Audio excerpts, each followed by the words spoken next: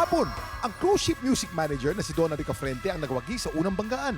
At pagdating sa back-to-back tapatan, matagumpay din niyang naagaw ang titulo mula kay April Embestro. Ngayong umaga, muli kayang mapabilib ni Donna ang ating inampalan?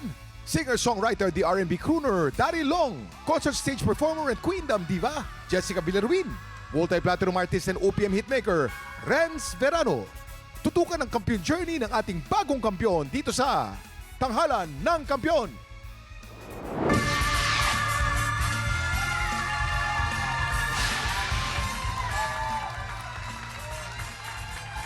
Muling bibirit sa tanghala ng bagong kampiyon na si Donna Ricafrente.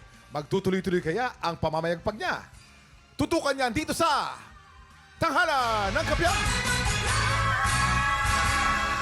Kilalanin natin ang magpapasiklaban ngayong umaga. Patrick Caorte, Bernilyn Oras. Sila ang sasabak sa unang banggan.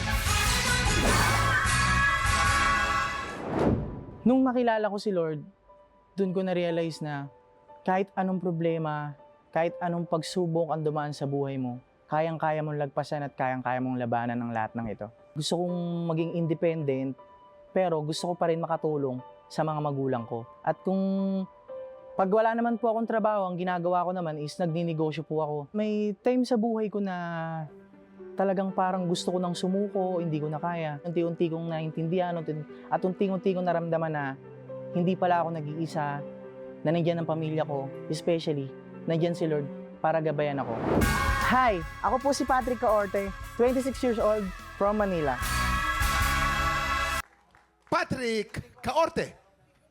Ay, galing naman. Hi, Patrick. Dito tayo Ano sa po? second floor. Dito tayo sa Eto, ha? Ano kaya masasabi ng ating inampalan? Patrick, gusto ko yung song mo, good song choice, bagay na bagay siya sa boses mo. Siguro lang yung mga unang part, medyo sa timing lang. Medyo dapat, alam mo yon yung timing. Gustong-gusto ko yung falsetto mo, yung bigay mo doon, very strong. Yung bridge mo, maganda, very powerful. Kaso lang, merong mga konti lang na dapat next time, mas sure yung mga notes, bawat bitaw mo. And maganda ang rendition mo sa song na to, kaya congrats.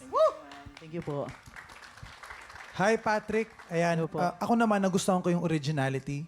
Meron kang sariling style na ginawa dun sa song and I think hindi naman siya naging OA. Kumbaga, sakto pa rin naman yung kinalabasan. Very tasteful yung dating. Yung na-impress ako na mataas yung falsetto mo. Maganda yung falsetto mo, pero may natural voice ka rin na mataas. Siguro kailangan lang bantayan yung mga dulo, yung mga pinoprolong mo na hindi siya mag-overlap sa next chord. Kasi minsan nagtutunog off or nagtutunog sintonado dahil sumasapaw yung note dun sa next na line.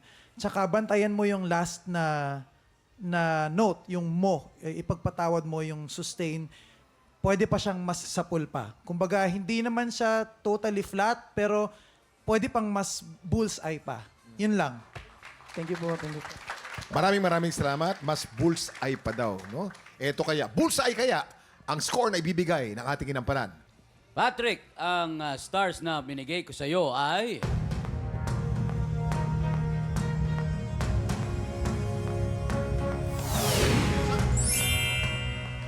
Three stars. Patrick, eto naman ang mga bituing ibibigay ko sa'yo.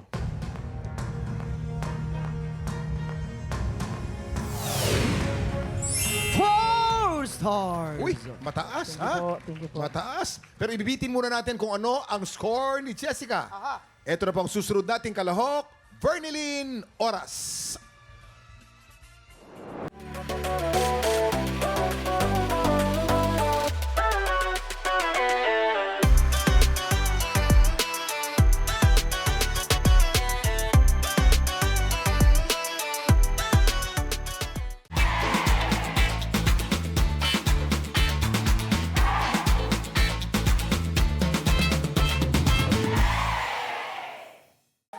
Tropa, pinanood mo hanggang sa dulo itong video na to, very good ka! For more happy time, watch more TikTok Clock videos on our official social media pages and subscribe to GMA Network official YouTube channel.